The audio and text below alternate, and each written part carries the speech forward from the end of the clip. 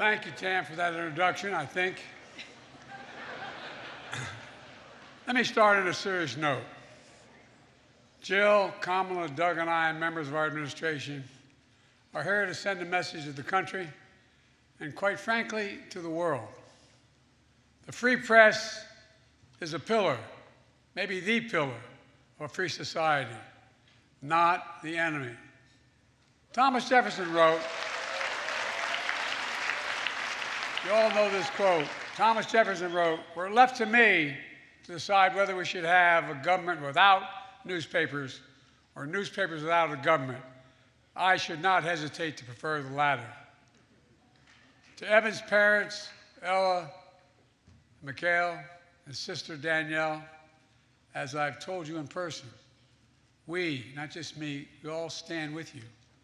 Evan went to report in Russia to shed light on the darkness that you all escaped from years ago. Absolute courage. A handwritten letter from prison to his family, Evan wrote, quote, "I am not losing hope." In an interview,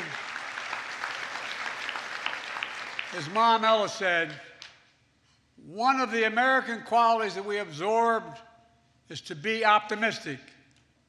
That's where we stand right now." To the entire family, everyone in this hall stands with you.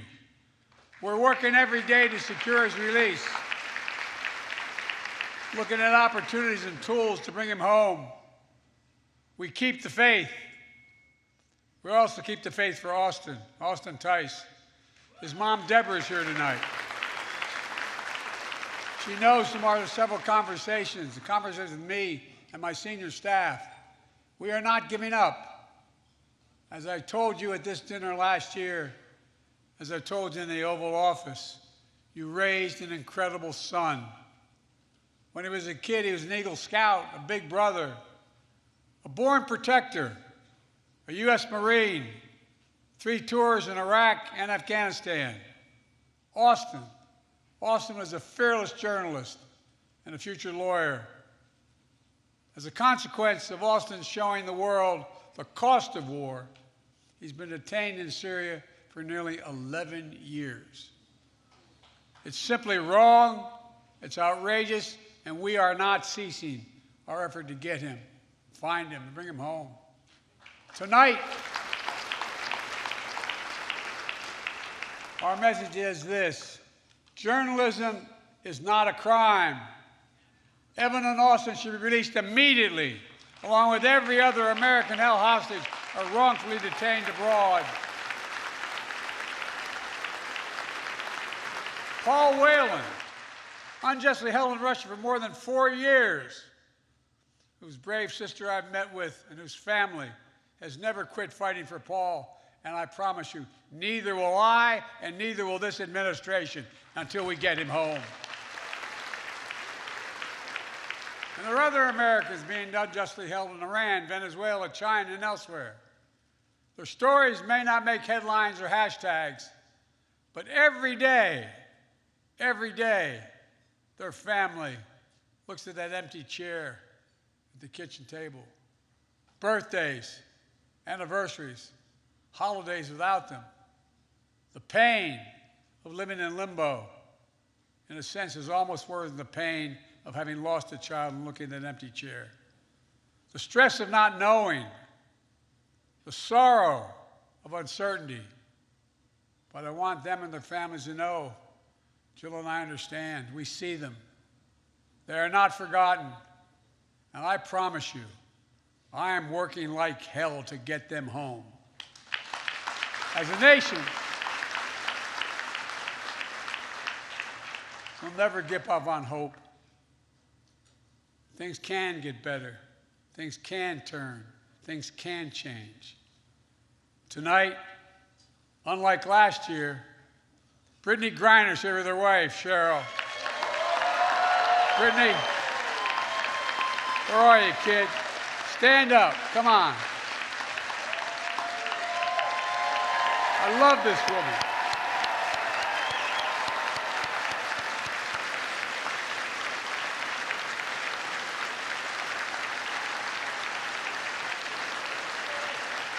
Love you, Brittany.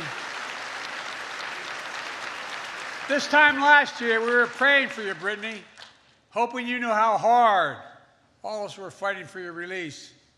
It's great to have you home. And boys, I can hardly wait to see you back on the court, kid.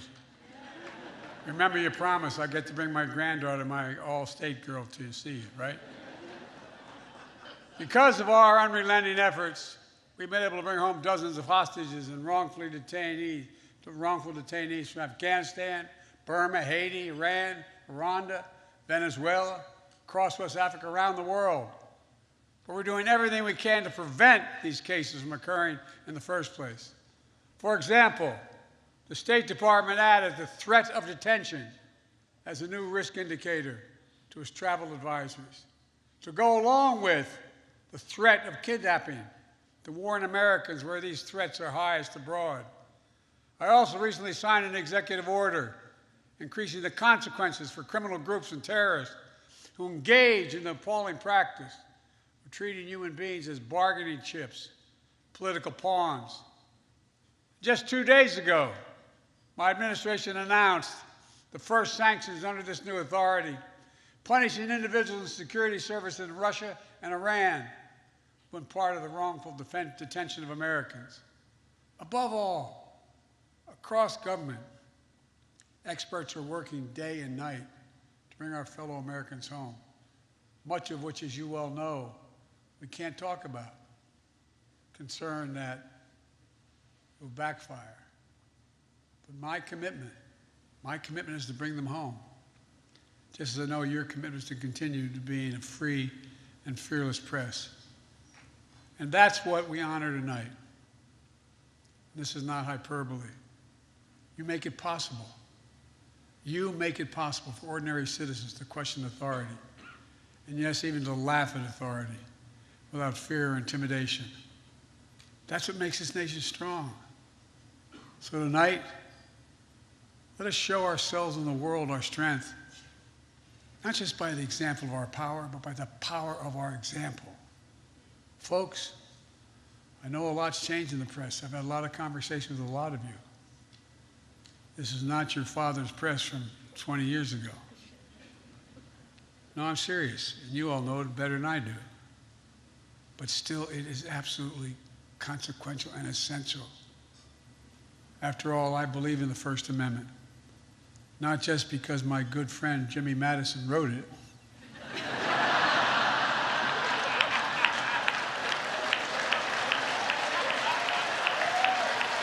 Look, in a lot of ways, this dinner sums up my first 2 years in office. I'll talk for 10 minutes, take 0 questions, and cheerfully walk away.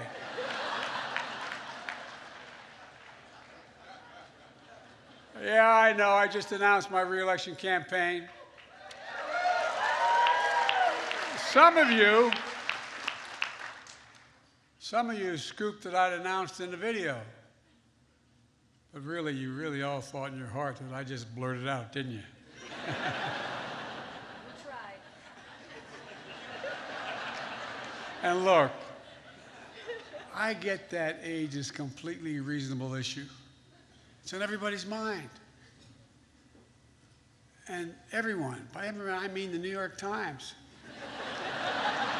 Headline, Biden's advanced age is a big issue. Trump's, however, is not. Sorry, that was a New York Times pitch spot. I apologize. I love that guy. I should do an interview with him. You might think I don't like Rupert Murdoch. That's simply not true. How could I dislike a guy who makes me look like Harry Styles? You call me old. I call it being seasoned. You say I'm ancient. I say I'm wise. You say I'm over the hill. Don Lemon would say that's a man in his prime.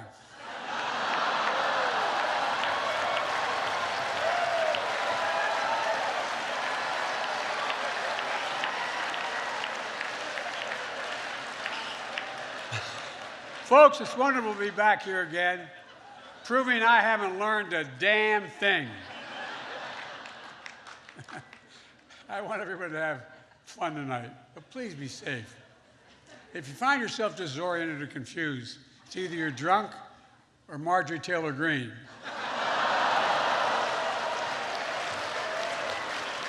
Tam, thank you for hosting us. I love NPR.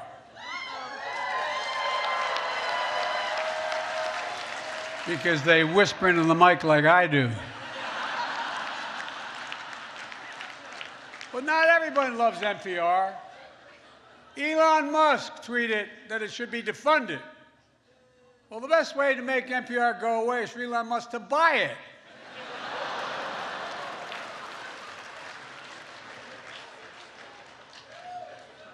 And that's more true than you think, anyway. This dinner is one of the two great traditions in Washington. The other one is underestimating me and Kamala.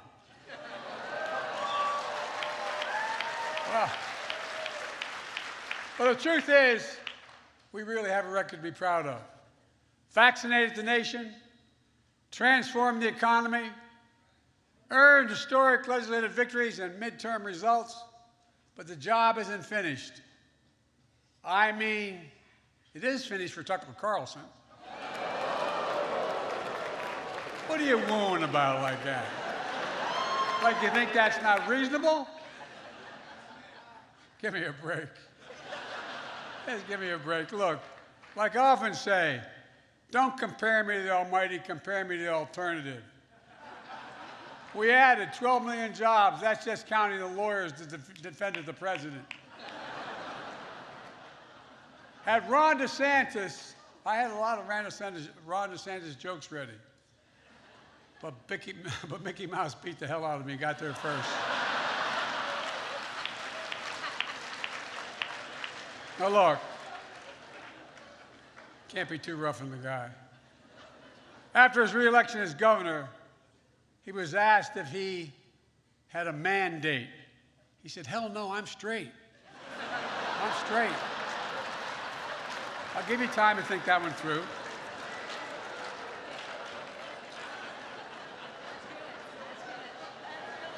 You got it? Look, y'all keep reporting my approval ratings is 42%. But I think you don't know this. Kevin McCarthy called me and asked me, Joe, what the hell's your secret?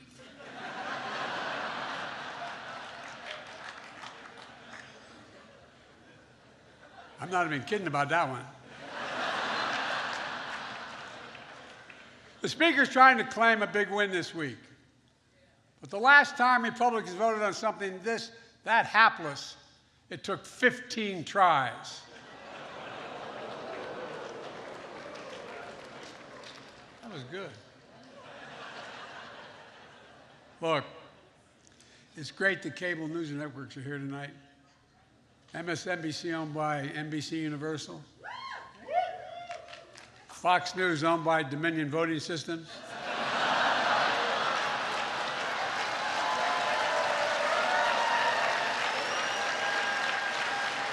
Last year, your favorite Fox News reporters were able to attend because they were fully vaccinated and boosted. This year, with that $787 million settlement, they're here because they couldn't say no to a free meal.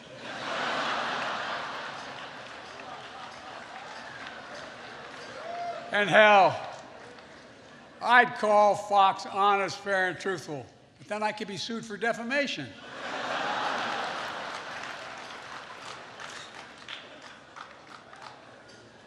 It ain't nothing compared to what they do to me.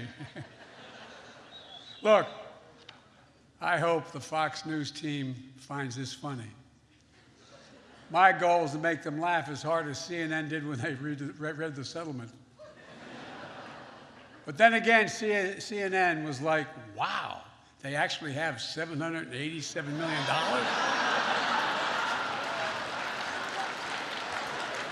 Whoa. Folks, I go where people are, The Daily Show. Roy's a great guy. He once dubbed me the Jay-Z of Delaware. Don't let that look in your face, you did. Tonight he asked me to keep it short. Even offered me $10 if I'd keep it under 10 minutes. That's a switch, a president being offered hush money.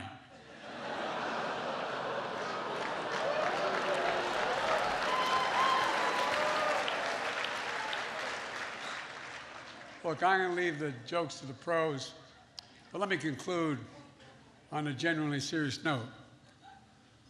Roy was born in Birmingham, Alabama. He graduated from a great HBCU, Florida A&M. He started in journalism following the footsteps of his father, Roy Wood Sr., who covered the civil rights movement. During Black History Month this year, I hosted the screening of the movie Till. The story of Emmett Till and his mother is a story of a family's promise and loss and a nation's reckoning with hate, violence, and abuse of power. It's a story that was seared into our memory and our conscience, the nation's conscience, when Mrs. Till insisted that an open casket for her murdered and maimed 14-year-old son be the means by which he was transported. She said, "Let the people see what I've seen." The reason the world saw what she saw was because of another hero in this story, the black press. That's a fact. Jet Magazine, the Chicago Defender, and other black radio and newspapers were unflinching and brave in making sure America saw what she saw. And I mean it.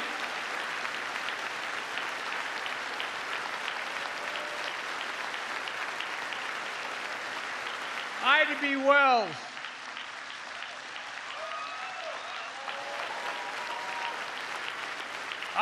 Wells once said, and I quote, "The way to right wrongs is to turn the light of truth upon the wrongs." Turn the light of truth upon the wrongs. That's the sacred view, in my view. That's the sacred charge of a free press, and I mean that.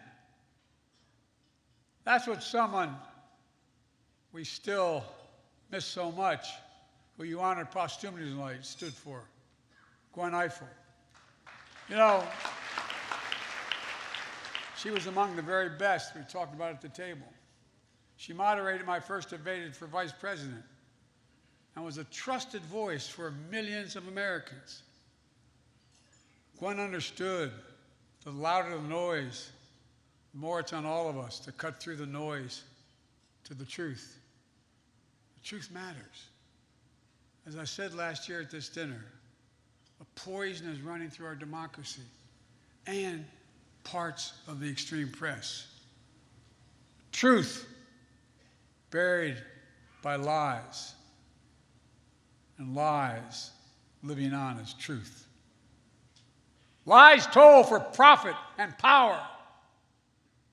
Lies of conspiracy and malice, repeated over and over again, designed to generate a cycle of anger, hate, and even violence. A cycle that emboldens history to be buried, books to be banned, children and families to be attacked by the state, and the rule of law and our rights and freedoms to be stripped away. And where elected representatives of the people are expelled from state houses for standing for the people. I made clear that we know in our bones, and you know it too, our democracy remains at risk. But I've also made it clear, as I've seen throughout my life, it's within our power, each and every one of us, to preserve our democracy. We can, we must, we will. I'd like to make a toast, if I had a glass.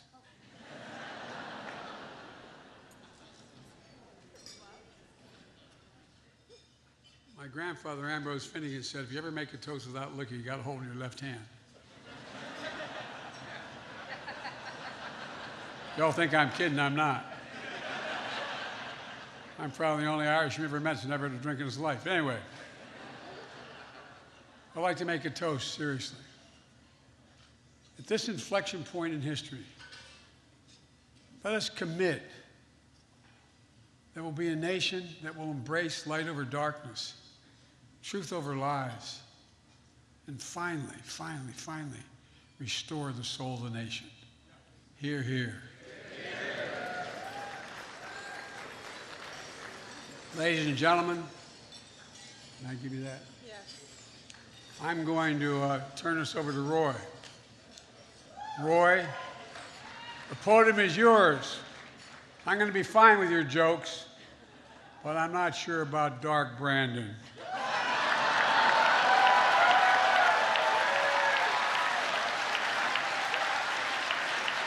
It's all yours, pal.